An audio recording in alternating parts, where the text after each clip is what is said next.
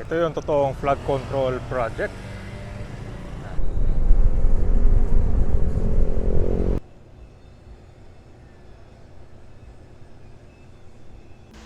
DPWH with partnership with Japan or itong JICA, ito po yung pagsimula nila ng pag-construct ng Pasig Marikina River Channel Improvement at syempre para mabawasan itong flooding dahil sa overflow na galing sa mga estero at itong Marikina and Pasig Rivers. Pag natapos to, ito ay maprotektahan yung mga residents, yung mga business na malapit dito sa river. Syempre kasama din dito yung Pasig, Quezon, and Marikina. Kasama na rin dito yung Rizal Province sa Cainta and Taytay. So ngayon, ipakita ko sa inyo itong flood control gate malapit dito sa may Circulo Verde. Ito po yung update natin ulit. At saka dito sa Tawiran, madidemolish na rin pala itong mga panibagong batch na mga kabahayan o itong mga informal settlers dahil natamaan sila sa gagawing flood control project. Lalawakan na yan bukod dito sa dredging at paglagay ng retaining wall. Andito na tayo sa F. Manalo Bridge. Ginagawang Pasig Marikina River Channel Improvement. Meron kasi doon sa kabila, yan yung sa Tawiran, i-cover natin. Tapos isasama natin sa aerial view yung flood control gate papuntang Manggahan Floodway. Gusto kasi nila makita kung saan yung labasan nitong tubig papuntang Laguna, Dibay. Ito yung totoong flood control project.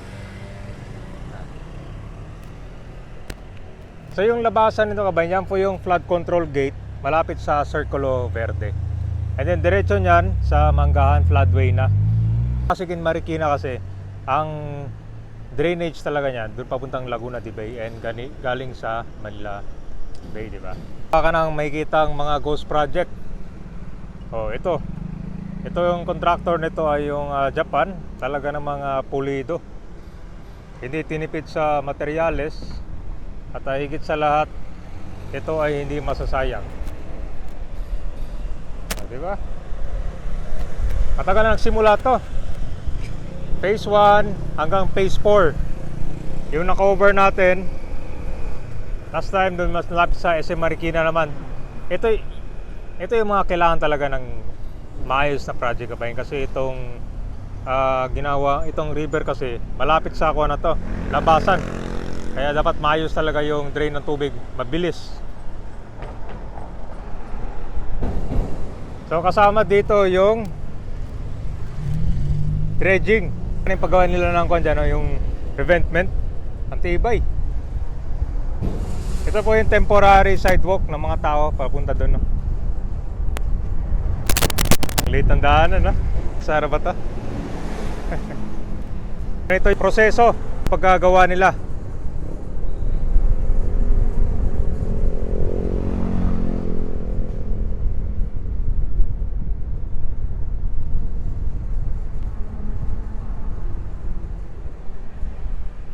Walang break yung kabayan, tuloy yung pag-construct nila dito.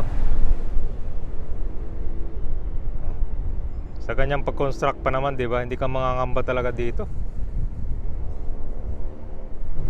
Hindi katulad dun sa iba na ilang buwan lang siraan agad. So yan yung river wall nya, oh.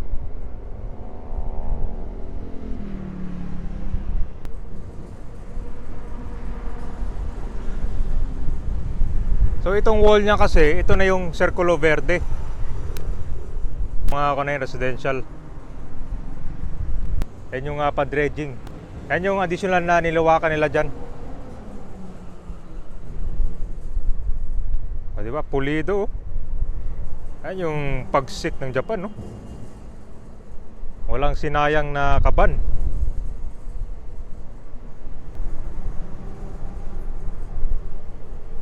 Saka tuloy-tuloy dito kasi ako, madalas ako dumadaan dito. Talagang wala akong nakikita dito na nakatenga. Tuloy-tuloy yung pag-construct. Matagal na nagsimula to. Siyempre, simula pa to sa SM Marikina eh. Pulido.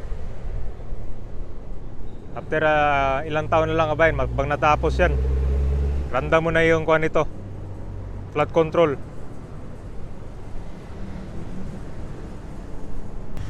Yan. Kita mo naman kabayan kung ilang mga residente ang magbenepisyo dito. Oh. Puro residential dito.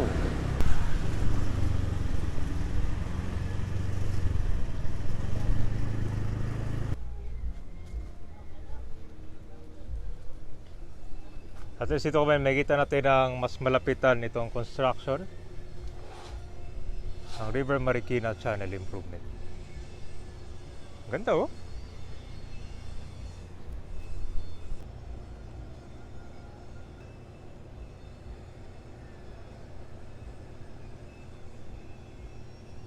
Ito yung malapit sa tawiran. Pinunta natin to mga residential area kasi doon na-cover natin puro mga commercial, di ba? Mga high-rise building. Dito naman tayo. Umayos yung pagkagawa oh.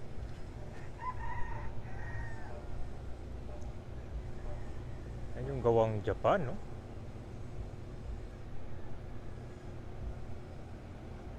Dito pa lang kahit nasa video lang kami, may kita mong maayos yung magagawa. Kompleto sa materials. Tinan mo. Ganyan dapat to. Sa kabila naman, ito naman yung sa mga industrial na to, commercial area na. Meron din dito, matibay din.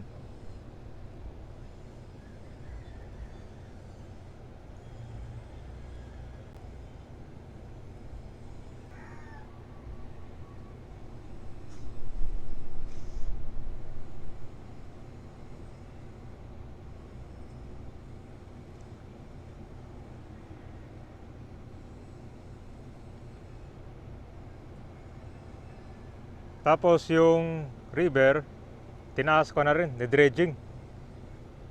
Siyempre kasama sa kung talaga yung package. Ganda na pala oh. Pulidong pulido. Walang sinayang na kon dito. Budget, lahat gamit. Based dito sa natanong natin, ito mga bahay pala dito, tatamaan. Alisin din. Kasi yung kabayan, naabutin siya dito. So kasama sa ginawa nila dito yung pagpapalawak. Yan, malaking bagay yan. So malaki din pala yung ilalawak nila kasama dito sa alisin. Ito yung mga kabahayan dito. Tanungan natin dito kung gaano katindi yung baha dati. Puro mga kabahayan, no? Yung sa river kasi kabayan, kailangan mo talaga lawakan yan para mas maraming tubig ang makakadaan at saka mabilis yung paglabas nila. So doon lang tayo galing sa may kanyan, F. Manalo Bridge. Malayo pa pero malaki na. Binabaha ba kayo dito? Oo, konting ano nga lang po na tubig. Pero hindi lang po masyadong dito lang po inabot hanggang dito sa Hanggang dyan? Hanggang leeg dito? So walang naiwan dito lahat? yung mga gamit namin, itinaas na namin sa may isang po. Wash out po itong bahay. Wash out tong bahay dito? Last ba kayong Karina po ba? Anong last July lang? Last, Ay, oo nga pala yung kanina. Itong last po hindi gaano. hindi gaano. Dahil nag-improve na kasi may ginagawang kan ma'am no, yung dredging. Yung Karina, wash out po lahat ng bahay. Pero nung last July lang, hanggang kan lang, Bewang. Oo, hindi po, dito lang sir. Dito lang. Squatted area to lahat dito. Ito ma'am, simula dito hanggang Malayo F. Manalo Bridge. So ano to, sabay-sabay yung pag-demolish pagpunta nun o by batch? Dekada na yun sila nakatira. Nandito yung flood control system malapit sa Circulo Verde. So ito mga tubig palabas na yan dito sa Manggahan Floodway. So isa po itong artificial waterway dito sa Metro Manila. Ito ang floodway na to na built pa noong 1986. Mukhang panahon pa ni former President Ferdinand Marcos Sr. to. At ngayon, kanyang katibay. So itong Manggahan Floodway para ma-reduce yung flooding along sa Pasig River, lalo na pag malakas yung ulan. So usually ito yung mga pang-diverting na mga peak na water flows ng Marikina River papunta sa Laguna de Bay, di ba? So ito po yung Circulo Verde Bridge. So ito yung next phase ng Pasig Marikina River Channel Improvement, malapit lang dito, di ba? Ganyang ka-quality yung pagkagawa. Alam niyo, nung tinanong ko yung mga residente dito, tuwang-tuwa sila dito sa project dahil kitang-kita mo yung resulta at tuloy-tuloy.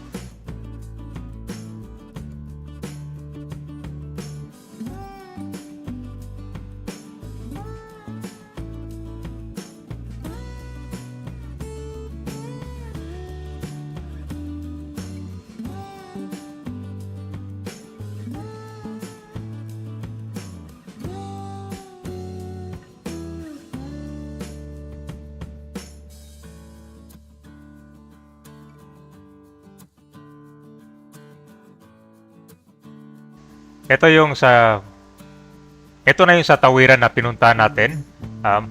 Bago lang din na demolish yung mga kabayan dito. Itong ginagawa nila yung additional na palawak nitong river.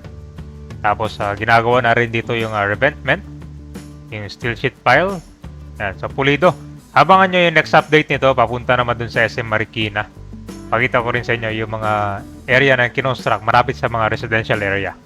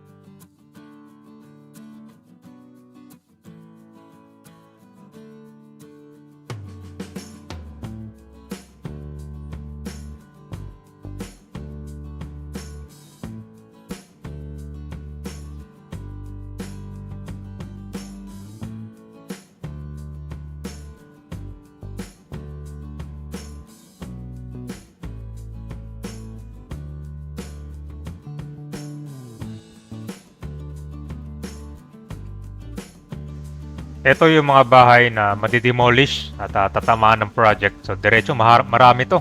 Hanggang makarating dun sa dulo, papuntang Circulo Verde naman.